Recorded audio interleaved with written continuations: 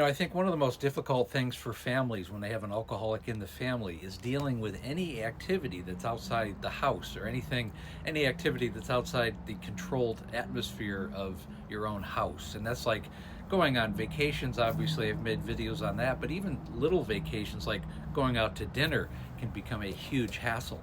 And this is the first time seeing me. Well, I was married for 25 years.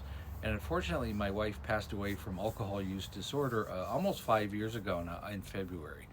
And I tell stories, specifically. I remember one time we went out to dinner, and this would have been probably a couple of years before she passed away, because eventually I just couldn't go out to dinner with her anymore. Because what would happen is that we'd sit down. I remember we used to go to BJ's in Temecula. We used to go to this particular place, and they had this menu, it was about this thick. And she would spend 45 minutes going through it. In the meantime, of course, when the waiter came over, would you like a glass of wine or beer or anything? I would just say, no, I just drink a diet soda. And of course, she would drink a glass of wine. She'd be on her third glass of wine before she even ordered the food. And she would just sit there and look at it and, oh, should I have this? What would you?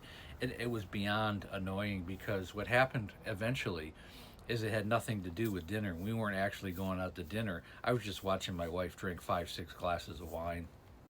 So essentially, what would happen is, she would have 2 glasses of wine, and then finally order the food after 35, 45 minutes, which was frustrating in itself, just to watch her sit there and sip on wine, as she dawdled. And then we'd wait for the food, and that would be another glass of wine. And then the food would come, and she would like just pick at it a little bit. She might have a couple of bites, and then have another glass of wine, and then probably another one, after the dinner was done. And she really wouldn't even eat half her food, maybe a third of it. And she'd say, "Oh, can we wrap it up to take it home?" And I remember just going, "You didn't eat any food, and we just spent like $100 so you could drink wine in front of me." And when I came to that realization, we never went out to dinner again, probably at least the last 3 years of her life. Even for birthdays, I just said, I'm not going to do it anymore. And I tell this story because I know families go through this so much. Anything outside the home where you don't have any control and they might have a window of opportunity, they're going to take it. And again, none of these stories are really designed to disparage the alcoholic. They're designed to really resonate with families that go through this just exasperation, this frustration, and this lack of any kind of control with their loved one. It becomes an impossible situation quite often. I think the worst time and the worst example was really the last time my wife and I went on vacation. And the only reason I took her is because I couldn't leave her at home at this point. And this really ended up being about 5 months before she passed away. But we were in upstate New York. We went to Lake George, and we were really hungry because it was about 2.5 hours to get there from Syracuse, central New York, to a little bit more eastern New York in Lake George. And before we walked in the restaurant, I just said, whatever you do, we're not drinking today. I don't care if you drink. I'm just going to get up and walk out. I mean, it was just ridiculous. She had been drinking at my parents' house, and I had to get her away from it like previous times. We sat down and ordered, and the first thing the waiter said, "Oh, we have we have this bottle of beer that you can get. You can take it home with you. And it says the Adirondacks on it. It's a beautiful bottle. It's only $10. And if you fill it with beer, it's only another 10 or whatever." I was like, "Oh, we have to get one of those." I'm just like, "No, we don't. We don't have to get one." And I mean, it literally got to the point where I got up and I walked back to the car, and I couldn't sit there anymore.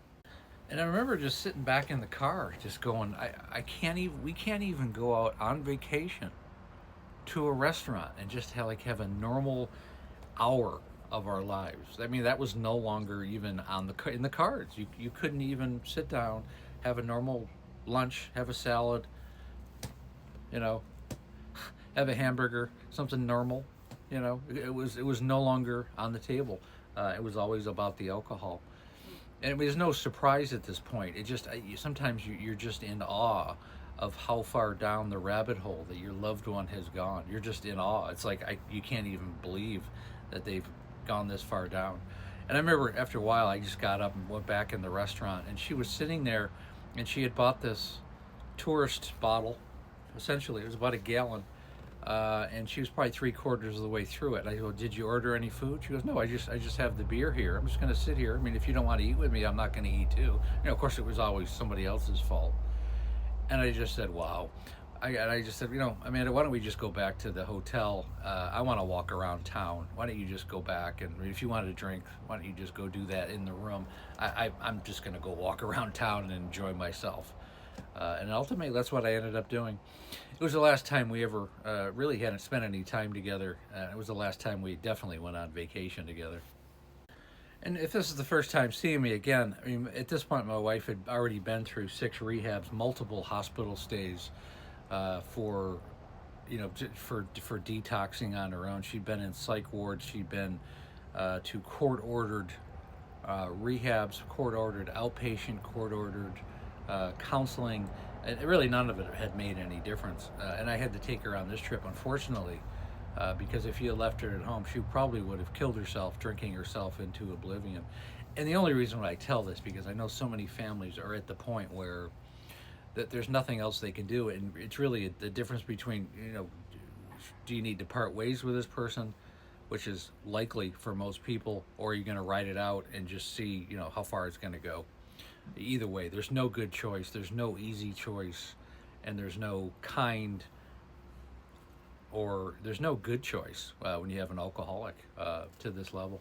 And again, we have the memoir. It's called Amanda, A Cautionary Tale of Alcoholism. It's a story of my wife's 25-year decline with the disease, and ultimately she passed about 5 years ago at this point.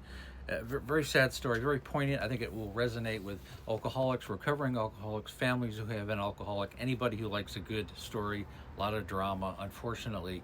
And it doesn't have a happy ending, obviously, but it's an important tale to tell because it's from the perspective of the family, which is so essential.